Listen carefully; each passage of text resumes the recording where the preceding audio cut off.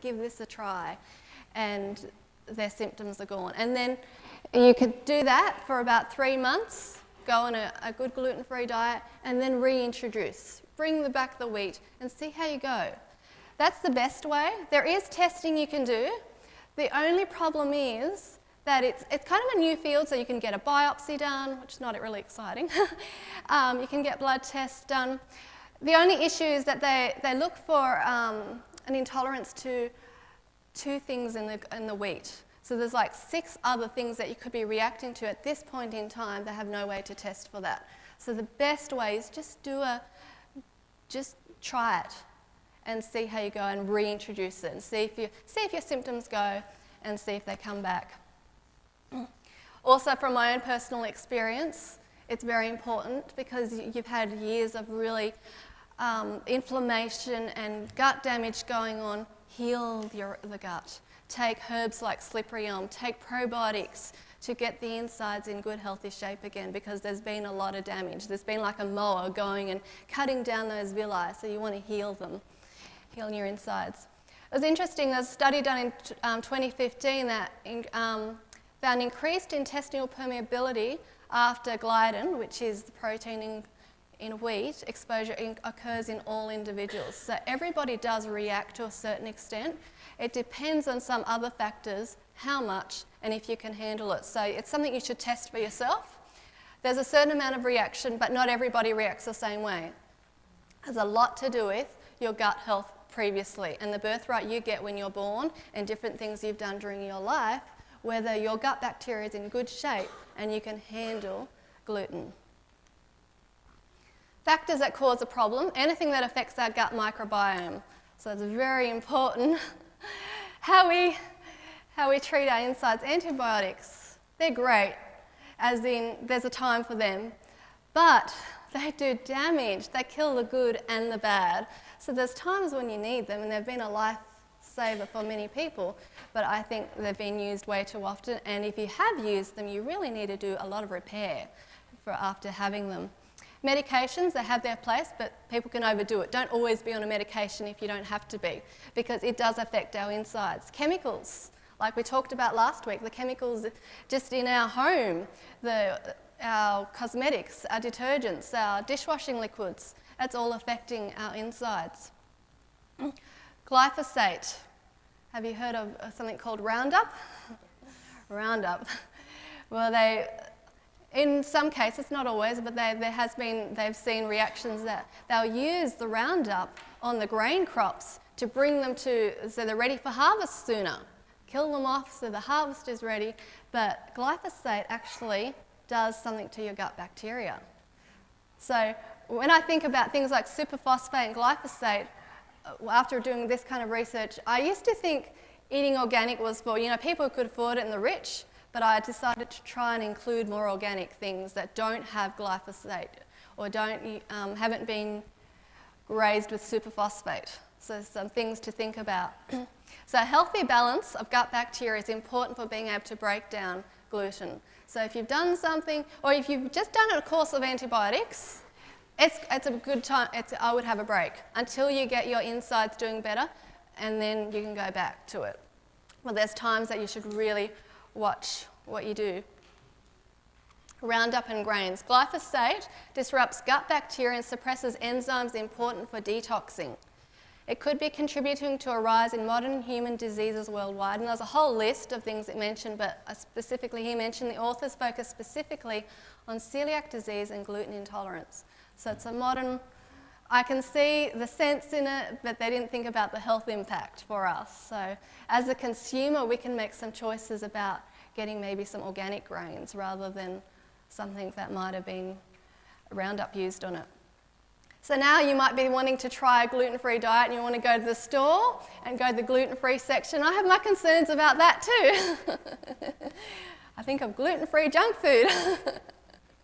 Because our insides have been assaulted if you're having this problem going on. And then a lot of replacement foods they're lacking the fibre. And the fibre is so important to our insides. We need the fibre to feed our good bacteria.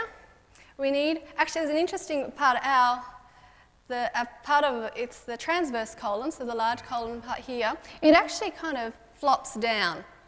And when it fills up with fibre, it comes up and you can go to the toilet.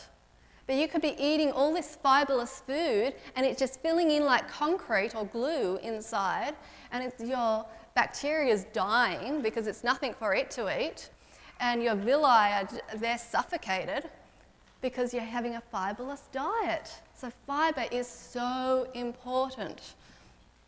So you can have this gluten-free food that doesn't feed you good bacteria, so you've already got this problem. It's not helping recover things. Doesn't feed you because it's just starches and doesn't have all the extra nutrients. And the other thing is, if a grain isn't well cooked and you've got this leaky gut issue going on, any grain can go through. Years ago when I was working at a health retreat, the doctors I worked with, they did some studies and found grain particles were going through the bloodstream, up through into the veins and then into the capillaries and causing scarring. So it's very important to cook your grains well. Very, very important. As part of healing and recovery, cook your grains well. A better way, choose whole foods that are naturally gluten-free. So I don't really shop in the gluten-free aisle. I just don't. I find there's things that aren't processed. I'd prefer not to buy processed foods, but are naturally gluten-free and nutrient-dense. Plenty of fibre, that's so important for healthy intestines and feeding your gut bacteria, as we spoke about. And then also we need to cook our grains and legumes well. Legumes, soak them overnight, cook them well so that your body can digest them easily. So now if you're wanting to try this, do a trial run, what are the grains we can eat? You think about, oh, such an impoverished diet, we're cutting out wheat. Well, what can we eat? There's amaranth, there's buckwheat, there's millet, sorghum, teff, rice, corn, quinoa. I actually found, because we as a family have been gluten-free for 10 years after some health problems we found in one of our children. And then I really got into this, trying to understand all this. But I remember cutting out the wheat and you're like, what are we going to eat? But now I find that we actually eat way more variety of grains than we did before, because we buy all these things and we eat them all. And tonight we're going to see how to make some really exciting things with some of these ingredients. I particularly love to use quinoa in a bread, which we're going to see tonight, because that's the hard thing when you go gluten-free, is bread. What are we going to do for bread? But there's some simple things you can do to make it easy, so that will be exciting to learn that. I'm just going to go very briefly over just a couple grains to get you excited about them. Buckwheat. Now I know not everybody loves buckwheat, but it's so good for you. It's maybe try it a little bit, and buckwheat pancakes are really yummy, simple way that most people who don't like buckwheat will like buckwheat pancakes. You can do it simply with buckwheat and bananas for sweetener. Very nice. But it's so good for you, very high in antioxidants, unlike the white flour. White flour doesn't have all these nutrients, antioxidants. It's good for balancing cholesterol due to being high in fibre, helps with diabetes. It's good for your heart, it's high in magnesium. Most of us don't get enough magnesium, so it's very important to get magnesium. And it's a superfood, so there's so much you can do. I've raised my children with buckwheat and they love it. They think buckwheat's yummy, so it's something some people hate it. I know, it's okay. There's other grains if you don't like it, but give it a try. Isn't it pretty? See the plant? I've grown buckwheat in the garden and I've had those flowers and they're so beautiful. I've grown buckwheat as a green. So buckwheat sprouts and cut it up and make green drinks or green smoothies, delicious. And then some, when I threw them, the extra, I was rinsing them off and I had all these plants in the garden, very pretty. Millet, birdseed, right? It's a superfood, it's so good for you. It's a very, the flavour's not strong, so you can get used to this one easily. It's an alkaline grain, the only one. We need more alkaline foods. So you could make millet bread. Tonight, the quinoa bread, you can also do the same thing with millet. It's good for heart health, helps the body detox. It's protective against diabetes, helps reduce blood pressure, good source of minerals and vitamins, unlike the white flour, which doesn't have any of that. It's protective against cancer. These things that are in their whole food natural state are protective and will help us in so many ways. And the last grain we're going to look at is quinoa. Isn't that so pretty the way it grows? But it's a complete protein. In the old days we'd worry, oh, we're having our rice, we need to have our beans to make it a complete protein. Well, here we go. We have quinoa in itself is complete protein. Tonight we're going to have quinoa bread, so we'll be having a complete protein. Isn't that exciting? It's high in fibre, high in antioxidants, good source of iron and magnesium. Now I've just listed a few things just to get you excited because there's lots more each one of these things have. In summary, gluten can affect many people. I'm not saying it's everyone. Actually, Europeans tend to have more of the genetic problem because we have, as a culture, have eaten a lot of it, and Asians less likely to have, Asians and Africans less likely to have issues. So, because they've lived off rice and these other things instead, haven't overdone it. Yes? How about oats? Oats? Is it gluten-free or? You have to try that one because some people, it has a protein that's, it's not identical but similar to gluten. So you have to see how you go, like if you're trialing. You were? Now that I'm eating, I find it not as good as in the past. Yeah, so we as a family don't, although I love oats and you can do so much with them. They're great, so you've got to try it for yourself. There's also often the issue that they're grown on the same farm, there's contamination issues. If you're very sensitive, if not, don't worry about it. Everyone needs to know their own body and see what works for them. So wheat is not what it used to be, so I would actually encourage you, you can get ancient grain breads. Health food stores have kamut and spelt that are done in a sourdough way, so I would encourage you to do that. If you don't want to go gluten-free and it's not for everybody, go back to the ancient grains. They're so much healthier for you. Gluten-free doesn't necessarily mean healthy, as we've seen. We need to always think whole foods and to do things. What happened, those grains that you just showed before, are they free of gluten or they still have gluten? They have gluten. So what happens, if someone develops a gluten sensitivity, often they can't have these ancient grains because it does have gluten, but the gluten is slightly different. So I have raised 2 of my children. I was gluten-free during pregnancy, and they don't react. So they can have these ancient grains. My other 2 children, they would react, and their body has a response when a gluten comes in. So you can protect your child by not giving them the modern gluten and giving them an ancient grain instead. So that's what I personally think is a good idea. But, do more research and figure it out. Whole foods are the way to go. Everything we study, whole foods are the answer. It's just amazing. We can't improve on God. Try it and see how you feel. So if you have one of these illnesses that we talked about earlier, or any inflammatory problem going on, give it a try and just see how you feel. Hopefully you will all feel better and we've learnt something. Thank you.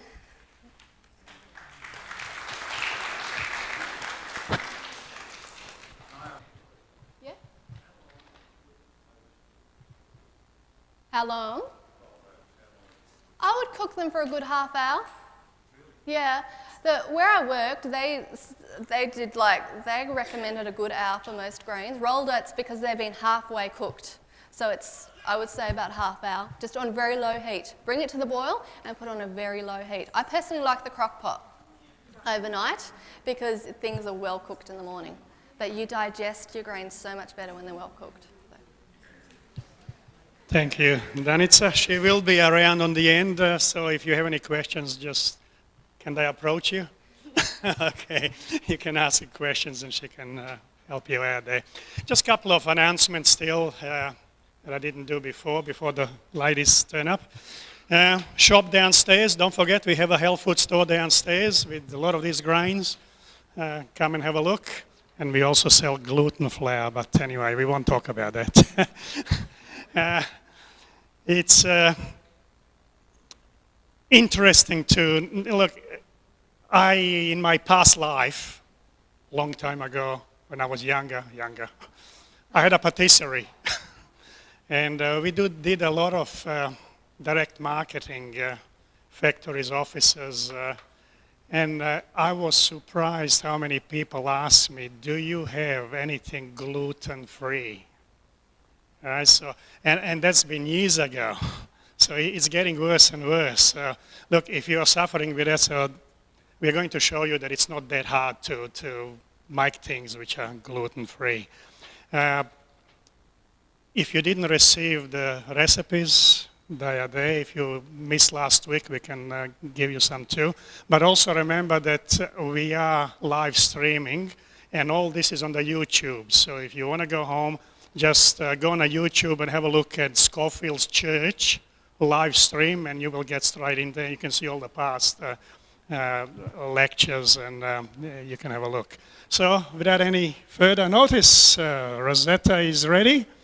So we will hand it over to you, Rosetta. Good evening, everybody.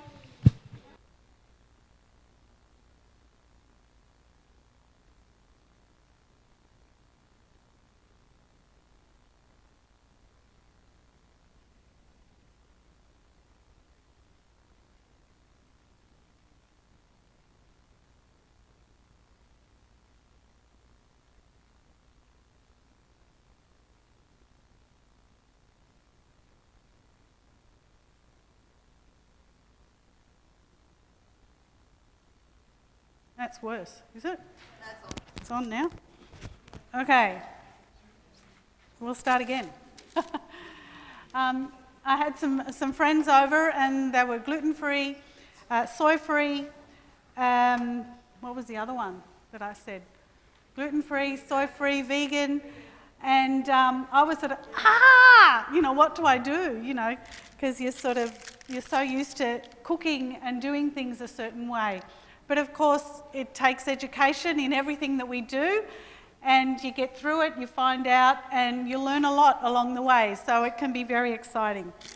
So one thing that I struggle with, as Danica said, European background, bread is a really big thing in our family, so it's a struggle if you can't eat bread. What do you do?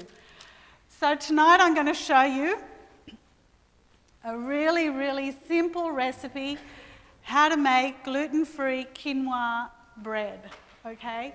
This is so simple, you'll be so surprised. It's so quick and easy.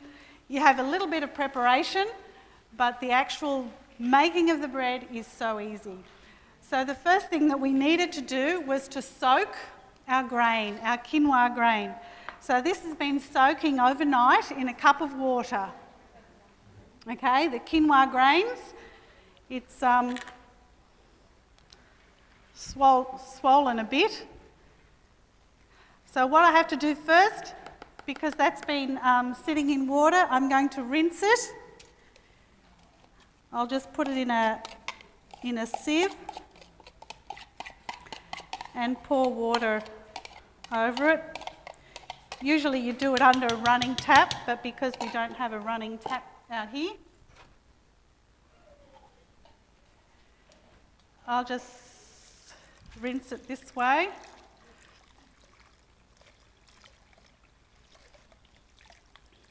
It's quite a lot of water here, just like you would under a running tap.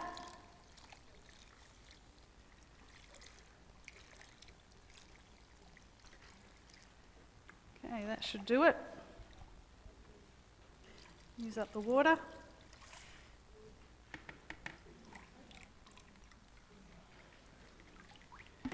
Okay, so now we've done that, it's just a matter of, I'll just move this out of the way so we don't spill it everywhere. We're just going to put it in the blender.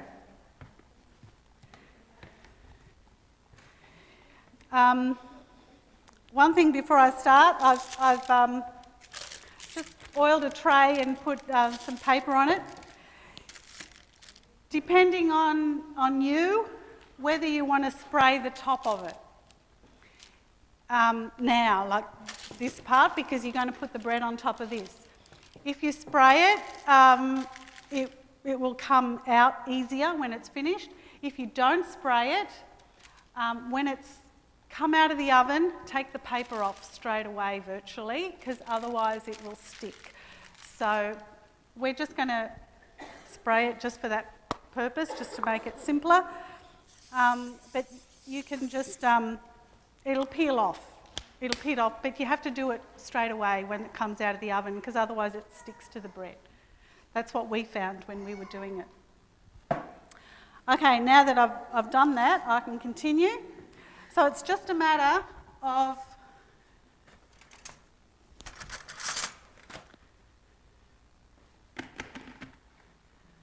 putting the grain into the blender.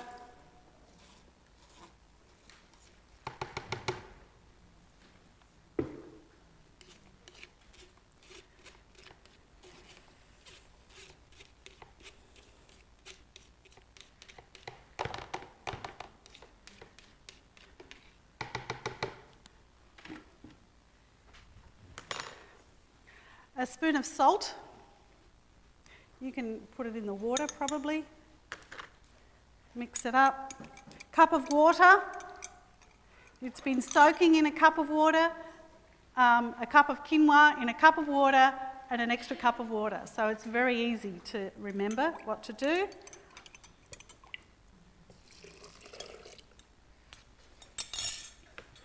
And onto our blender. Now you have to blend it quite well so that all the grain becomes liquefied so that you can pour it out and so that it's smooth.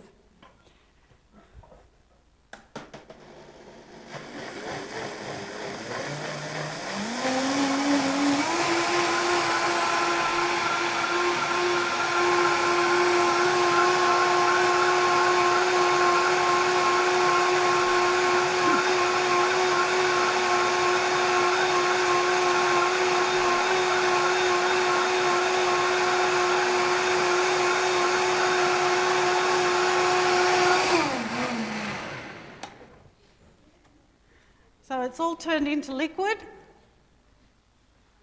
Now it's just a matter of pouring it into your plate. Now one thing that you can do, you can make it, you can use a smaller tray, make it thicker. You can use a bigger tray and make it thinner, depending on what you're going to use it for. You can use it, as the recipe says there, you can use it as a pizza base. You can use it as a wrap. You can use it just as bread, like for toasting. So it's entirely up to you. And then all we do with that is put it in a hot oven, 180 to 200, 40, 45 minutes. And you just bake it till it gets nice and brown on top, nice colour in it. And I don't know if they've plated it up, but you'll be trying it, okay? Obviously, there's other things that you can do with it. Once you've blended it up, you can add things like chia seeds. You can add things like linseed. You can add things like mixed herbs. You can, just to add flavour. So they turn out really yum. We actually made one in the back. You're not going to try that, but you can try it at home with mixed herbs and chia. That was it, wasn't it? Mixed herbs and chia. And the mixed herbs gave it that really nice flavour as well. So it really added to the flavour. So that's some variations that you can do and try out different things. So I'll just go and pop this in the oven. And that was it, quick and easy. So I hope you try it at home. Yeah. The chia seeds, you don't have to. You can add it in because if you don't put it in the oven straight away, it can sit and it'll swell in here. So, you know. The reason is that I heard chia that to be eaten has to be soft because it's very bad for the cats. Very bad for the cats. That's what they don't. Oh, really? Or maybe you're right. I haven't heard that. Have you? Has anyone else heard anything about chia that you have to soak it before you consume it?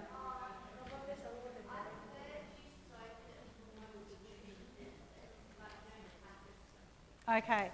Another thing, speaking of chia, if anyone has reflux, I found, because I've had issues with reflux, that I have taken a spoon of chia seeds, just not even soaked, just plain chia seeds. You take a spoon of that, swallow it with a glass of water, and that will help with reflux. Yes? Caraway, to putting on the bread. Okay, that's another option that you can do, to put caraway seeds on the bread too. Some people like that, some people don't. That's something you can experiment with. Caraway, yum. So I'll go pop this in the oven and I'll give the mic to Lydia.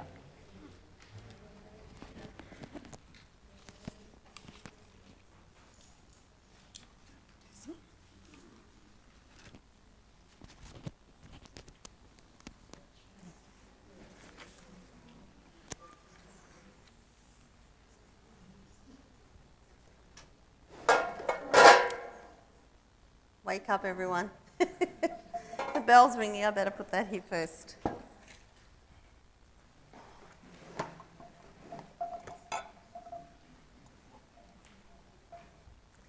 Good evening, all. How are you? That's good. That's good. We've got a couple of bread recipes for you this evening. And one is the one that Rosetta did. It's a flatbread. And that is really nice if you make it really thin and use it like a burrito roll. And you can put all different fillings inside. You can make your own vegetable filling inside. You can make a bean one, and it's just really tasty because it's pliable enough to play with if it's thin. And it's really, really lovely. You can use that as a wrap. So, yeah. But well, I'm going to demonstrate a different bread. This one is seeds and nut bread. And that's exactly what it is, seeds and nuts. So I'm going to show you how simple it is. It's a matter of mixing everything up and leaving it overnight or for a few hours so that it just absorbs, because we've got chia seeds in there, we've got linseeds, and that acts like an egg. It binds everything together, and so if you leave it to absorb, to sit there for a little bit, it'll just take shape and it'll hold nicely in shape, and then you bake it, and it's very, very, very nice. You would never think that that's all it is, seeds and nuts. But anyway, we'll start off with, I'll just open up all my containers here so I know what I'm doing.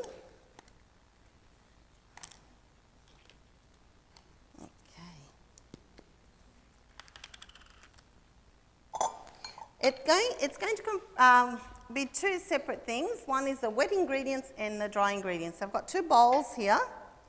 In this one I'm going to use all the dry ingredients.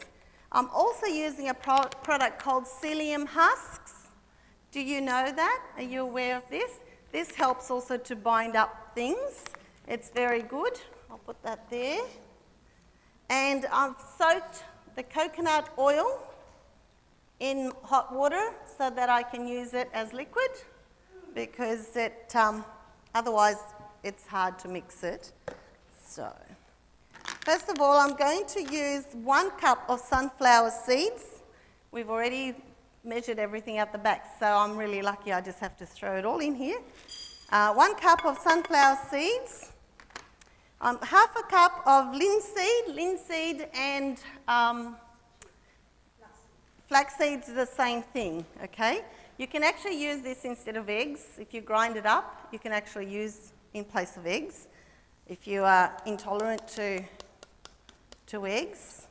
And I'm also going to use a half a cup of almonds, just as they are, just whole almonds, just straight into there. And you're looking at that and you think, okay, that's interesting. Then I'm going to use some rice flakes. Now, I'm using rice flakes today for the purpose of being gluten-free, okay? This is 100% gluten-free. But if you don't have an issue with gluten, or if you want to use something else, you can use oats instead of the rice flakes.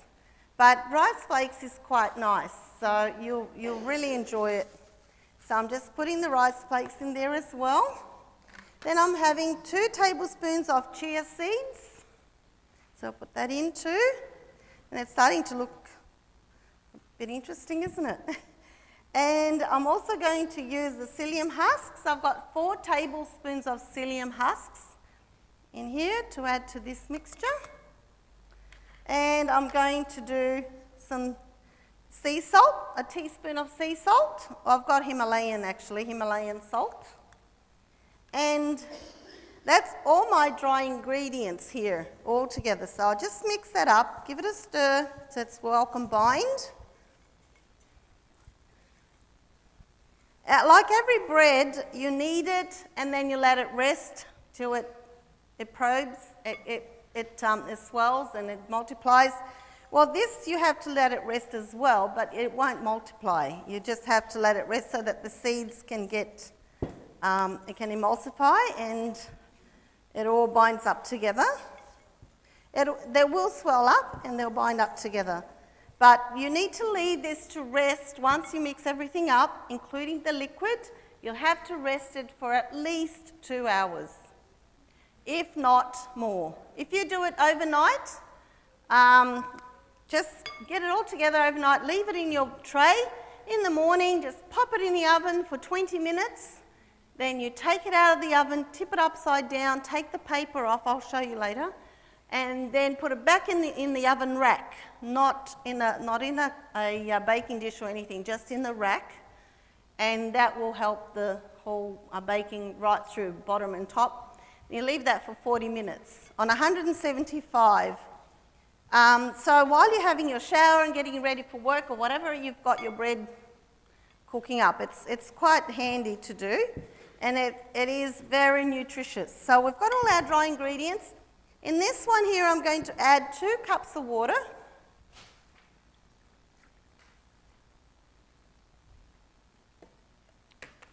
One tablespoon of maple syrup. And 3 tablespoons of coconut oil that I've had soaking in the hot water so that it melts.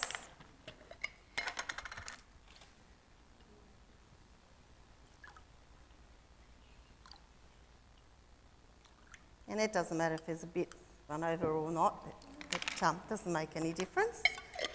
Okay, now we mix this up together and then we will mix the two. And as you see, there's a lot of water in here. It's very, very watery.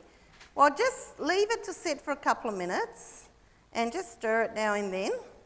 And while that is sitting there for the seeds to start swelling, what I've done here, I've sprayed the bottom of the tin with some oil spray just so that it holds the paper firm. And I'll put a piece of baking paper, and that will not only help to protect from it getting burnt on the bottom, but it will help you when you tip it upside down. Once it's baked for 20 minutes, you tip it upside down and it comes off very easy. And then you take the paper off and then you put it back upside down into the oven for another 40 minutes, okay? And it's only on 175 degrees, so it's not a very hot oven. This is starting to thicken slowly. So what we do, or what I like to do, is do this the night before I'm baking it and just let it sit there on your countertop. Just put a little bit of Glad wrap in case you've got some things, flies or anything that you may have in the house that you don't want added to your bread. Just cover it up with a little bit of Glad wrap and leave it there overnight, and in the morning you can put it into your oven. Okay, and so by the time you're ready to go to work, your loaf of bread is baked. Now, I can't lift this up because it's very watery, but I'm going to leave it here until later on tonight, and you can see. Now, when you know that it's ready to go in the oven, if I pull the sides away from the tin now of the paper, it's just going to be flippy floppy, okay? Once that's ready and it's swollen, the seeds are swollen, it's all together, you can actually pull the paper and the loaf holds a shape. And then you know it's ready to be going into the oven, okay? It's got to hold the shape when you do that. Yes, please. So that's all it is. It's so simple, and I hope you will enjoy tasting it because I love it. Now, I had some that I baked on Friday, and I ate it yesterday, and the best way to eat that is pop it in the toaster. It really gives it and it smells so nice when it's being toasted. You can smell those lovely seeds and grain. So I'll leave this here, and you can have a look later on. And so it's very versatile, and it's a good thing to have. Yes. Lydia, those seeds that you carry, is there any chance that you can roll in powder and make it the same thing instead of? You can grind it into powder, but as you will taste it, it's nice to have that whole seed, because what happens is it does swell up and it changes, and then it bakes, and it's really, really tasty. It's very nice. You can grind it, but it's just going to be boring. Okay? But if you have it like this, I think it's nice, and then you can just enjoy that. Yeah.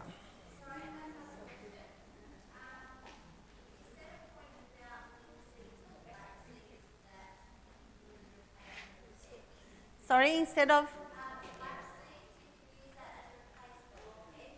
Yes.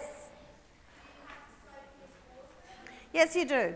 You put water with it, and it just expands, and it gets very sticky, like gluey, and then you can use that instead of eggs. Instead of egg, what? I'll have to check for you. That's okay. I think it's a tablespoon of flaxseed to 2 or 3 of water. I have to double check on that. But I'll find that out by the end of the night. That's okay, I'll find out by the end of the night. Now, what you are tasting on top of your seed and nut bread is just some plain baked red capsicums, okay? And when we bake the red capsicum, put it in a fairly hot oven, and that will make the skin of it blister up quite quickly. And then when you take it out of the oven, put it in a bowl, and then I just turn, if I have it in here, I just put it in a stainless steel bowl, and I put a plate on top and leave it for 20 minutes, half an hour, until you can handle it, okay? And then we peel it. So what I'm going to do here is I'm going to peel this one. This one's been sitting here now for a bit. So it's very easy to peel because the skin has been... I'll just remove the core and the seeds as much as I can, and just take the skin, the fine skin off. Now, if you have... I know with myself, when I eat capsicum, sometimes it plays up, and you can taste it for hours afterwards. Well, if you take this skin off, it really helps. Okay, it really helps if you take the skin off. It won't repeat as bad as if you leave the skin on. So we've just taken the skin off the capsicum.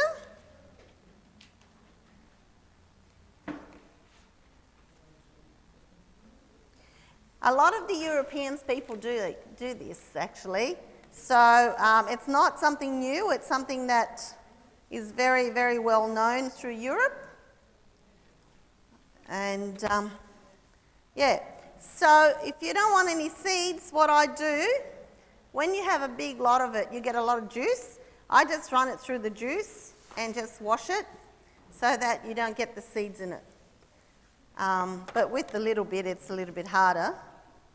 But some people don't mind the seeds, but I've got one daughter that can't stand the seeds. So when I do it at home, I have to make sure that every single seed's taken out. So, so I just run it through the juice, and then,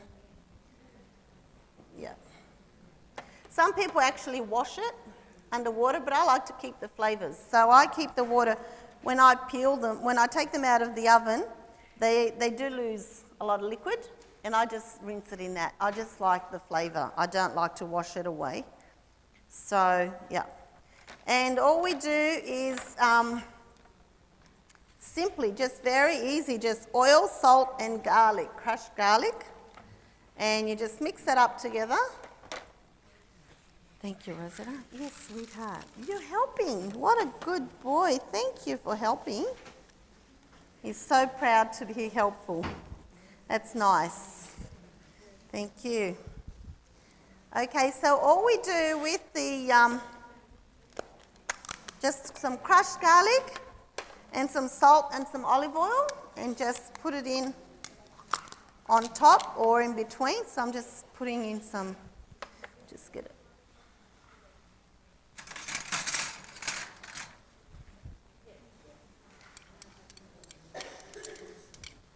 Just salt to taste and the garlic to taste. If you don't like too much garlic, you don't have to put so much in. And then just sprinkle it on. When I have a lot, I put a layer of the capsicum, and then I sprinkle the oil and the garlic, and then I put another layer and then sprinkle a bit more. So, yeah. And it's nice if it actually stays overnight or for the next day, because the flavour goes right through. It's really yummy. So that's what you have on top of your seed and nut bread. Did you like that? Yeah? How easy was that, huh? Just mix it up, mix the wet ingredients, or mix it all together and just let it sit, let it rest, and then you're ready for it to be going into the oven in the morning or in the afternoon. If you can do it in the morning, and then you can cook it in the afternoon as well. Okay, our next, yeah, I do. Our next dish that we're going to do for you is very yummy. And now with winter being here, it's really nice because it can be eaten really hot. And it's a bean, it's a cannellini bean. Now, who knows what cannellini beans are? Yeah? Okay, it's a white bean. The pictures here are not very good, but it's a white bean, okay? It's a white bean, and it's quite nice. I should have had some, we've got some at the shop, but they're about so big and they swell up quite nicely when you soak. What I did with what you're going to have tonight, there's two ways of doing this. You can actually get the tins already, which is easy if you're in a hurry and you've got to get something together very quickly. So we just drain the tins. So I'm going to just show you the quick and easy way. But the nice way is to soak your beans overnight and then cook it and then drain them and then use them. Okay. Now there's your cannellini beans. Okay, white. Now, when you drain them, you get roughly about, not quite, they say 400, I think 400, or this one says 425. But you get approximately about 240 grams of beans once you drain the water out. Okay? So, just a rough figure, when you cook it, just get about half a kilo of cooked beans. 500 grams is equivalent to about 2 tins. A little bit more, but it doesn't matter because it's not going to make a huge amount of difference. Okay, so we've got the beans. We'll just reserve that for the time being. We're going to start off by sautéing some of the vegetables together.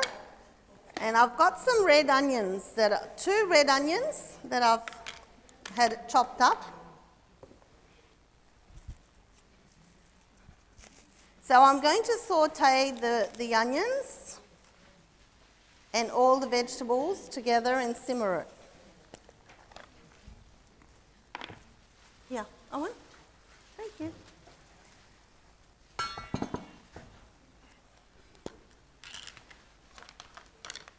Okay, I'm getting there.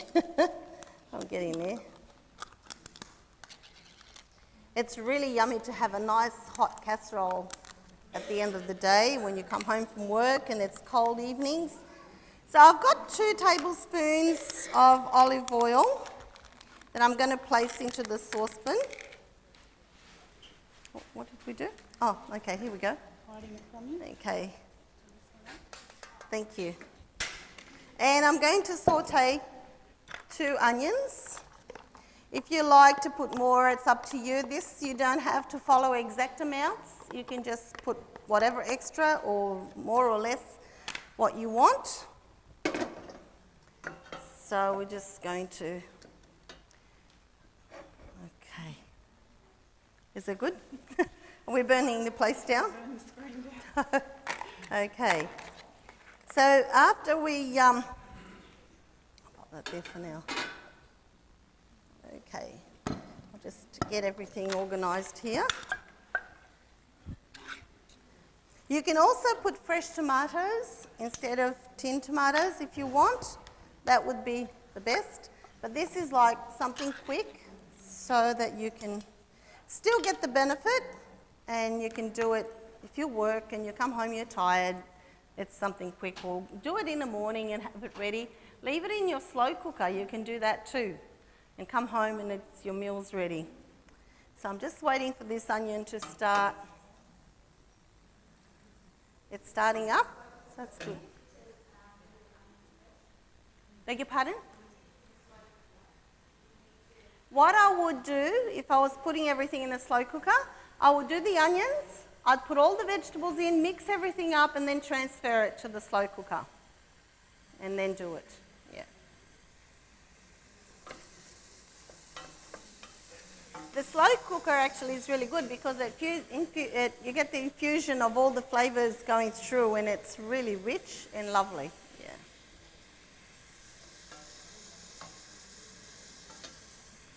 Did anyone that was here last week, did you have a go at any of the things? Yeah? All of them. Good job. That's awesome. Okay. And did your family enjoy it? Oh, okay. Right. And there was a hand here. No? Someone put the hand up? Yes. Did you do the avocado cake? Aha, good. That's awesome. And you did too, did you? Did you do the pie? Yeah. Okay. It's starting up. So when you're at home, you don't stand and wait for this. You can multitask. You can do other things while this is happening. You can do your salad. You can do your slice your bread or whatever else is going on. You can wash the dishes or... So, yeah. So you just every now and then give it a stir. Now, while that's happening, we're going to use some leeks. Now, when you buy leeks, you get this big, long vegetable, and quite often when you cut it, you find that inside is full of dirt. Yeah? So what I do is I run the knife down the leek as such, and then I take that under the tap and I open up and I wash the inside and then put it together and then chop it up. That way you get rid of all the dirt from the middle. So while I'm doing the onions there, I'm going to slice this.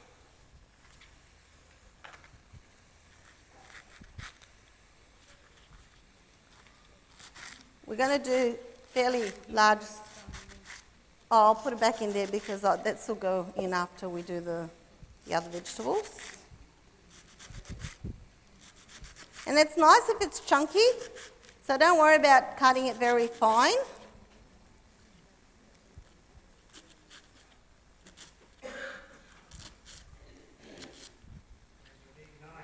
Yes, I left it out the back. Sorry. Okay, this is starting to look good. So I'm going to add my carrots to it. 2 large carrots. But if you don't like carrots, you don't have to put carrots in. But if you do, you can put extra. So we'll mix that up. They're all nice, cut nice big chunky bits so that, you know, if you don't like something or some of your children don't like something, they can pick it out. No, but it's nice. I think it's nice because you can actually get your teeth into it. All right, let me put this back in here.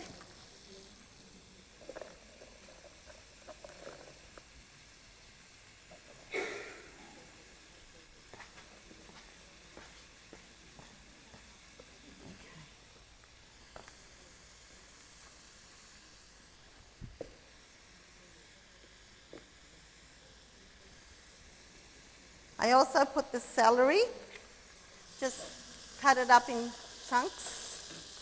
2 stems of celery.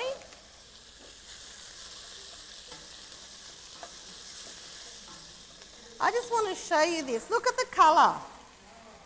Isn't that fabulous? I love vegetable colours. It's just so beautiful, yeah. And it smells so good and yum. Okay. And the capsicums, I'll wait a little bit more because the carrots just needs that little bit more.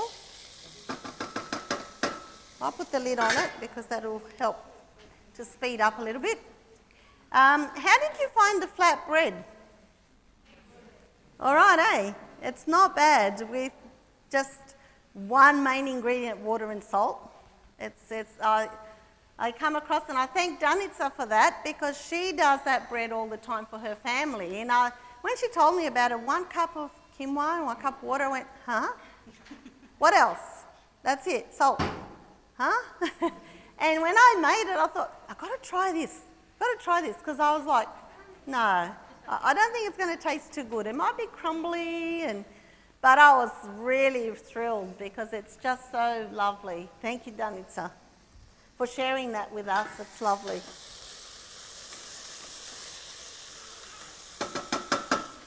Oh, look, it's getting even a better colour.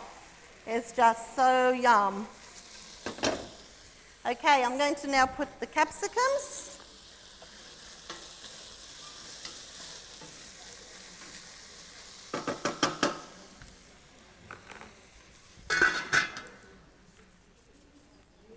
And the garlic. I'm going to put the garlic in there now as well. Now it'll really... I've got 4 big, large cloves of garlic in here.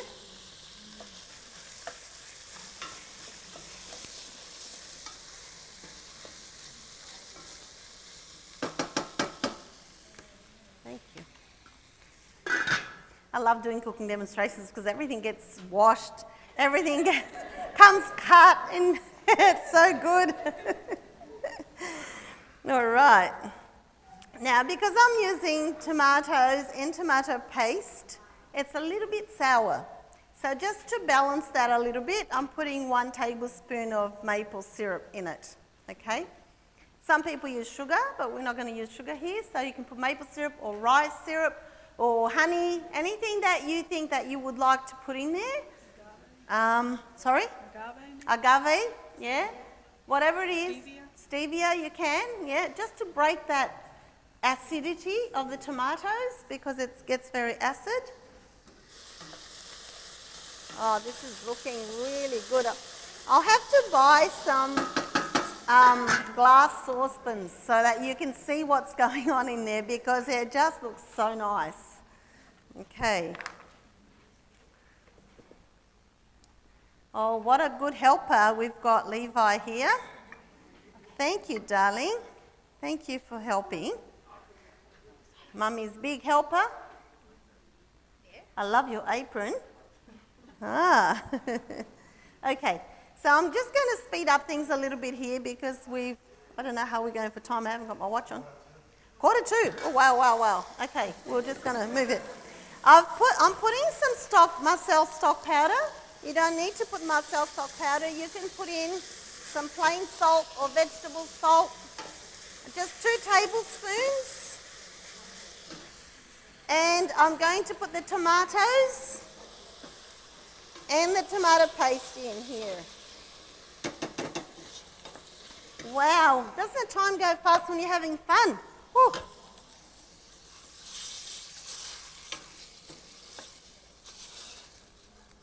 I think we need to get a clock there so I can keep an eye out, Joe. So I'm putting the tomato paste and the 1 tablespoon of maple syrup.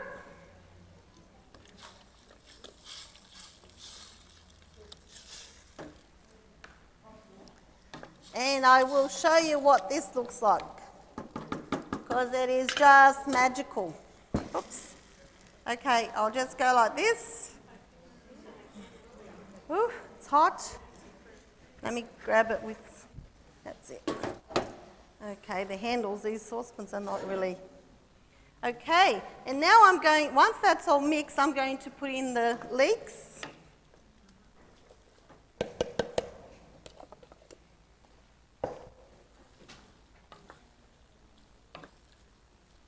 Once you mix the leeks, if I was putting this in a slow cooker, I would just put the beans in there straight away, transfer it, and then leave it in the slow cooker, okay? But like this, we can leave it cooking here, simmering away for about 20 minutes, half an hour, depending on, just keep an eye on it and taste it and see if you're happy with it. And lastly, I will put the parsley in just before it's ready, okay? So,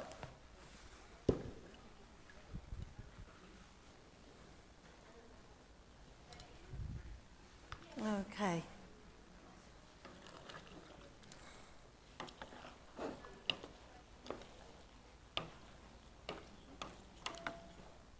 I shall grab a tea towel and I'll show you. Thank you, I need 2 actually, 1 each handle. Okay, that's what it looks like. And if you just let that simmer, and it will be quite nice. Now you can change the flavours if you like. If you want to put some herbs in it, it's up to you. But that's just the basic one. I do prefer to have my own beans cooked, which is what you've got. But you can, this will taste just as good. But if you have your own beans, it's lovely. So that's that one. I'm going to turn that down and let it simmer while I'll go through and that'll be cooking tonight. I'll put that in when it's nearly ready. And I'm going to go quickly through, yes, thank you, our final item for this night. Just bear with me.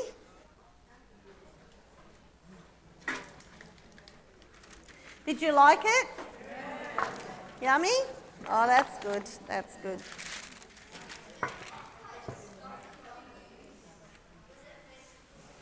I just use the Marcel chicken style, only because I've got a big tin of it. And but if you're buying it and you want to use the vegetable one, that's okay too. Okay.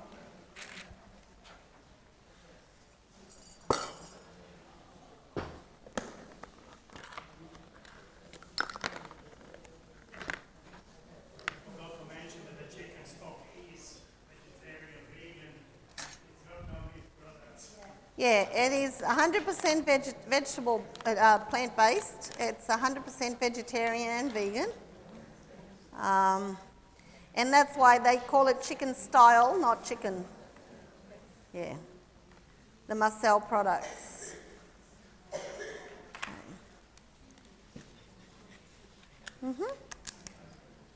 Okay. What's the time? 13 minutes. Wow, okay, we'll try. Okay, we'll try and get through this. Okay, I'm going to mix it in here. I'm going to first make the base for our slice tonight. And like I said, I will spray a bit of oil in here, just so that it holds the paper in place, and a piece of baking paper, and that will help. 2 things, that won't burn, and it'll also be easy to take it out when you're ready, when it's done. So my tin is prepared, and this slice has 2 steps. The first step is to do the base. Now I've done one base. What have I done? Sorry. I've made a base earlier on so that I can pour the topping onto it. And it's very, very simple. It consists of 2 cups of almond meal. Okay. We've got half a cup of tapioca flour. Tapioca helps to bind things, okay? It helps to bind things up. And it's got a quarter of a cup. I'll just mix that up first.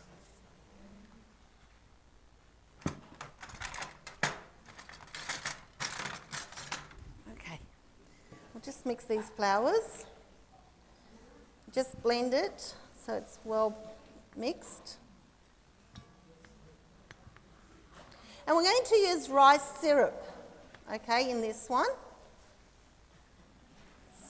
Now, the amount of rice syrup I have in here, I like it, but it's not very sweet. You will taste it later. If you do like it sweeter, just put add a couple of tablespoons of maple syrup to it, okay? So, all right. So in the crust, we've got our two cups of almond meal, half a cup of tapioca flour. If you don't have tapioca, you can actually do this with arrowroot, okay? And I put in a quarter of a cup of the rice syrup.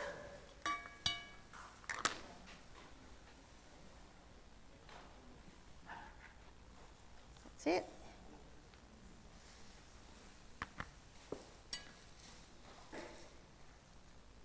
And a quarter of a cup of the coconut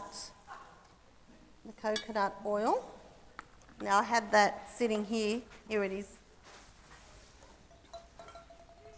In hot water from before, so we don't have to wait. So a quarter of a cup of the coconut oil. Okay. And we mix that up. And that's our base. Okay, so it's very simple, very easy to do. Now, fingers were made before forks, yeah? So just mix it with your fingers. And then you press this onto the base.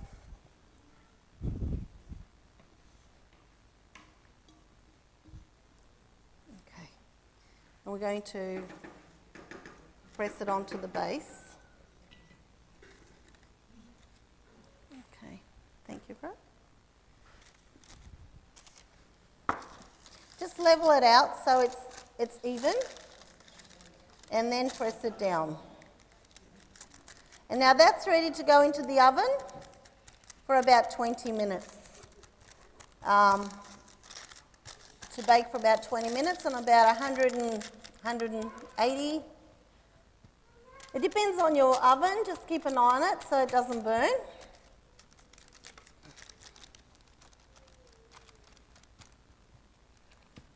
So to save time, we did a base before a little bit earlier, so we won't have to cook this one up. And then the top part, we cook it on the stove. Just leave that there. Excuse my fingers.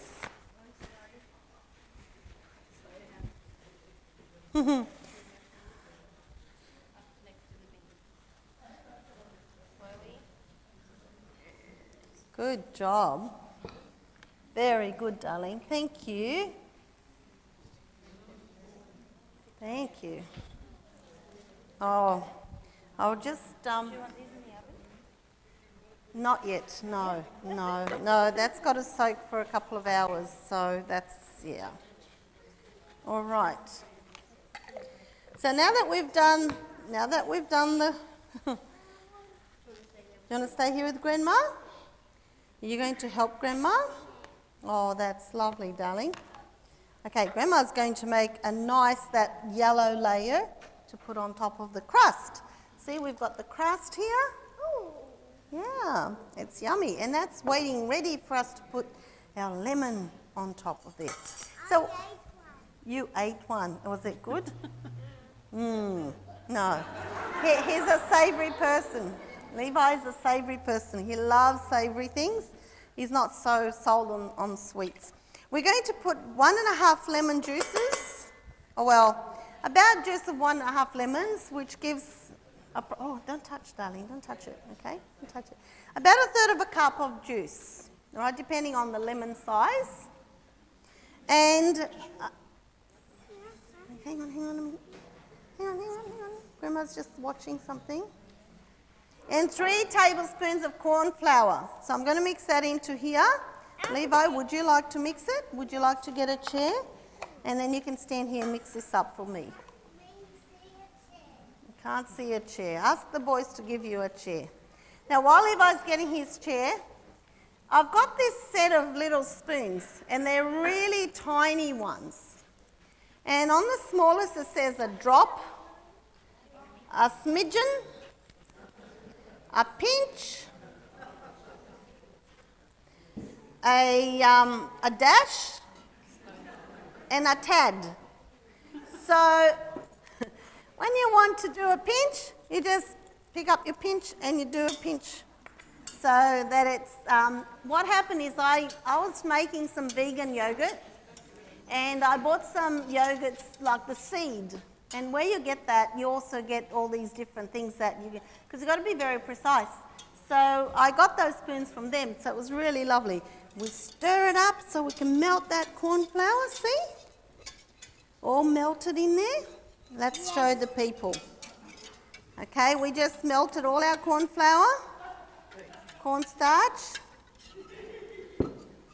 and we're going to put into here, Grandma's going to put into here lots of things. 1 cup of coconut milk. Coconut milk, okay, and you just mix it slowly. That's the good boy.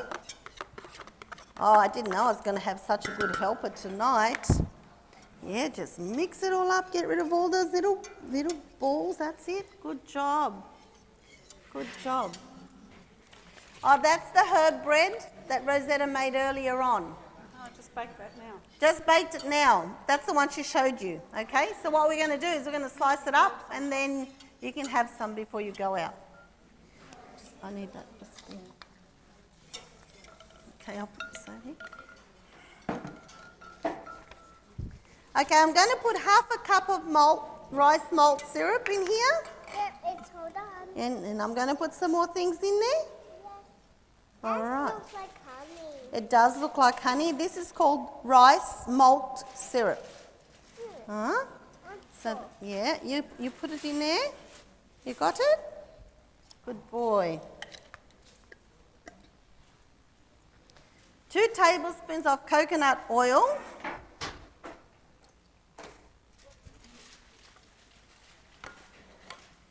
That's very good, Levi. You're doing a great job there, darling.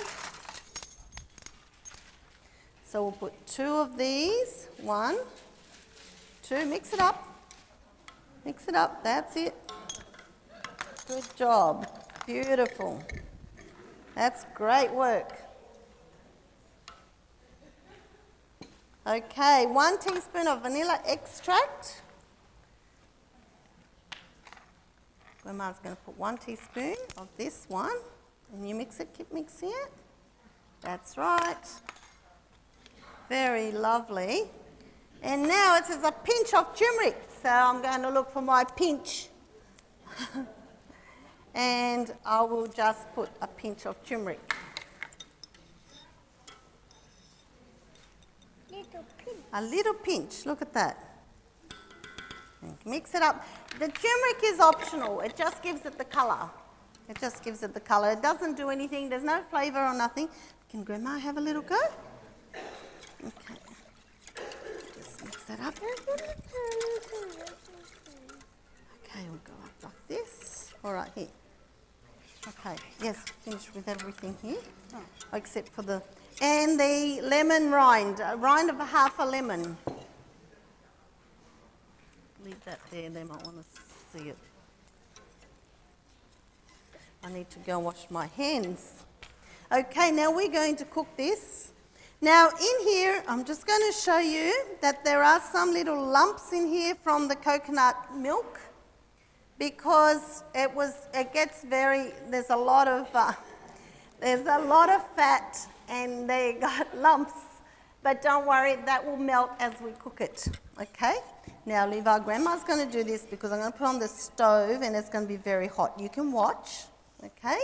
I'm just going to have to cook that up. Whoa. It's hot, isn't it? And when you put it on the stove, keep stirring because that'll thicken up quickly. Careful because this is very hot. Yeah, but just let Grandma do this one because I don't want you to get burnt. There, and this one back here. Very good. Now once this gets thicker, it goes creamy, don't stop and take it off the stove. Let it cook for about 3 minutes or so to really cook out that corn flour because sometimes you eat corn flour and it tastes like chalky. That's because it hasn't been cooked long enough. So just make sure that it really cooks well. And then we just pour it on top of our base. That's all there is to it. There's not much to it at all. Did you like it? Was it sweet enough? It was. I like it like that. For some people, the bottom was already sweet, yes. Some people like it sweeter, so if you do like it sweeter, just add some maple syrup to it. But I like it just like that. I think it's just enough. It's still not cooking, see? I just want to stir this one. Yeah, that's got me on really good. Okay. Careful, that's hot, darling.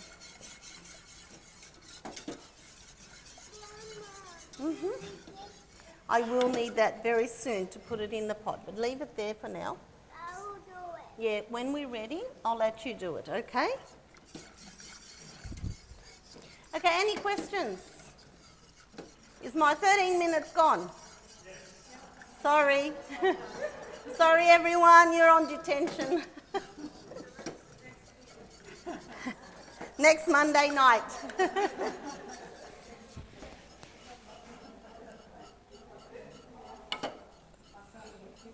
Yeah, you have to turn it down because it's starting to thicken up.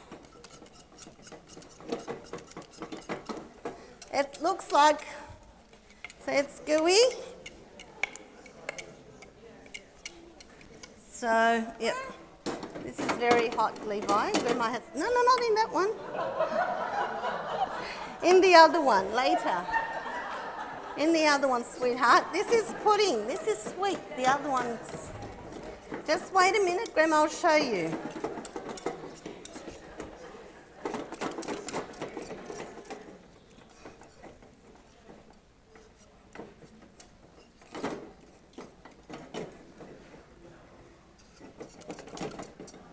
Okay. Just in a minute. Wait. Just wait till I tell you. Grandma's going to stir that. Okay, you want to put it in slowly, but be careful. It's very, very hot. Thank you.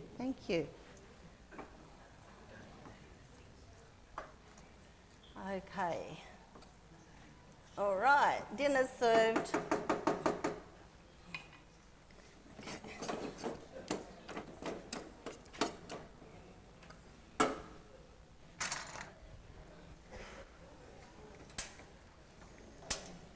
Okay, don't touch that, it's boiling, see, it's boiling. Okay, now we just pour it on top of our, careful.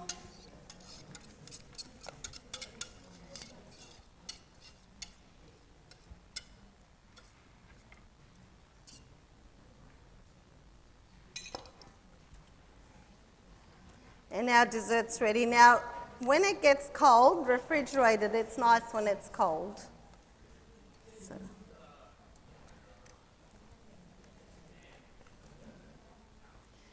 corn flour that I got here is different than the one I had this morning. But when you're buying corn flour, and if you want it gluten-free, make sure that it says so. Not every corn flour is gluten-free. So if you want it gluten-free, it needs to say that it's gluten-free, and then you're safe to use it. But that's all we've got for tonight. I hope you've enjoyed our menu, and it's